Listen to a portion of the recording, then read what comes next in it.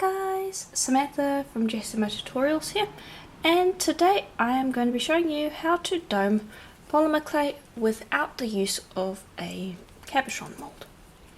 Now, I'm trying out a new camera point of view today, so let me know in the comments if you prefer this over the old one or if you don't mind either.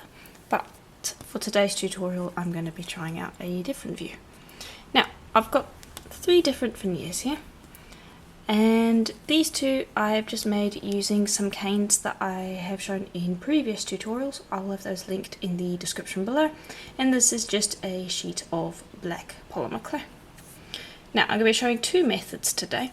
The first one is by far the easiest, and for that you're going to need a piece of clay rolled out on your thickest setting, and that I'm just using black, and then your veneer of choice.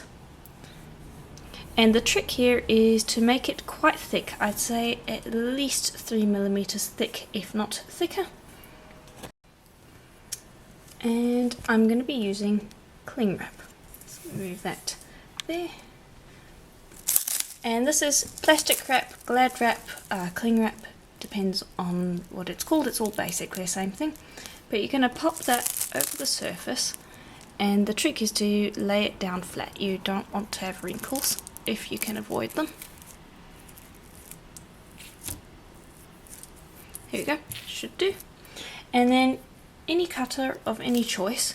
I'm going to be using this little imprint knot cutter.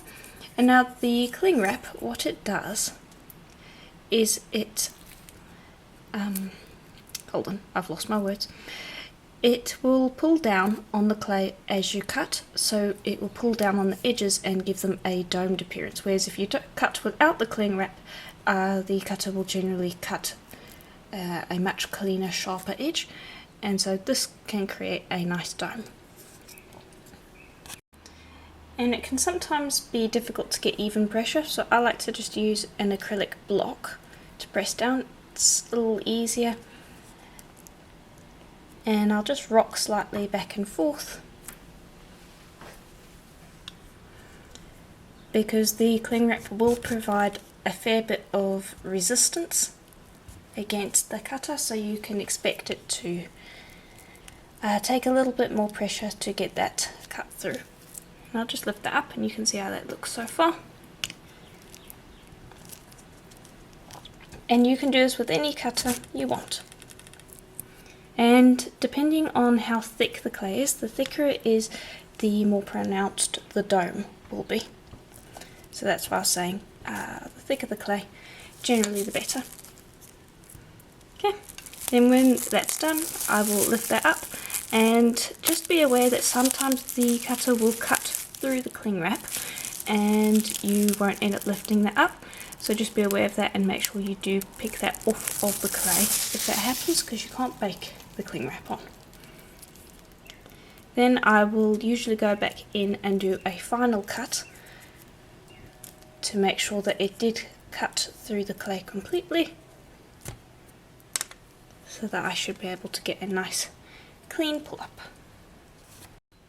Okay, and then when you've done that, just lift that up off your tile. You will need to run your fingers around the edges just to clean up any fluff that is left by the cutter.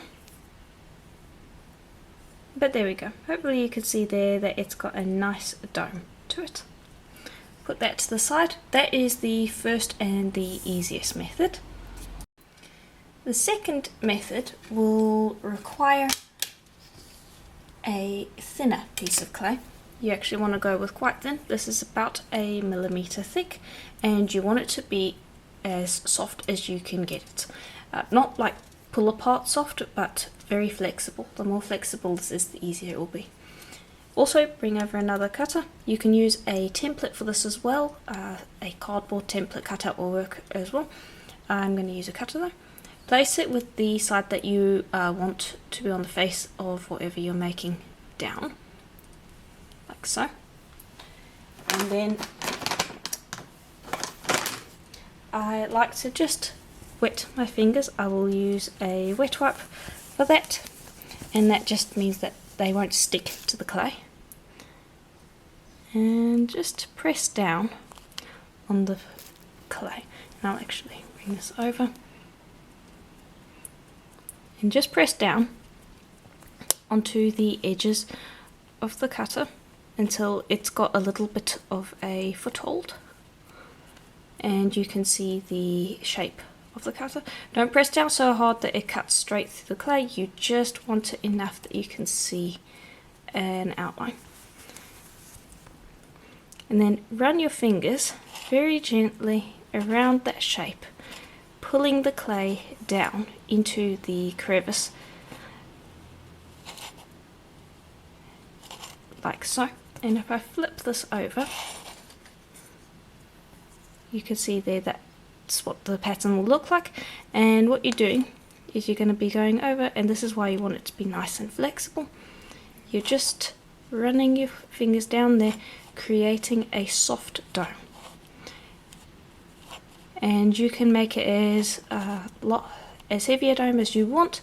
If you want it to be more pronounced, just keep doing this until you're happy with it, or you can stop early on and have a nice soft dome. But if your clay is nice and soft, it will go quite quickly. If it's hard, you'll find that it starts cracking and it can be quite difficult to work with, so just keep that in mind. Okay, and that should work just fine. Now I'm going to bring over the backing clay. Just going to move that out of the way. And my backing is just regular old black clay. Place that down onto the tile. Smooth that over. Take this, flip that over onto your backing clay and press down. And this will trap a bunch of air between the top layer and the bottom layer, creating a dome, while also at the same time using less clay and creating a overall lighter piece.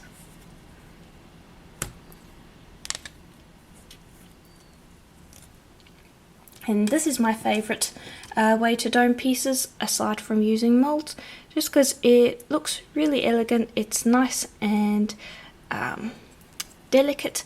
It will not use up a lot of clay, and as I said before, it will make a piece that is generally lighter to wear.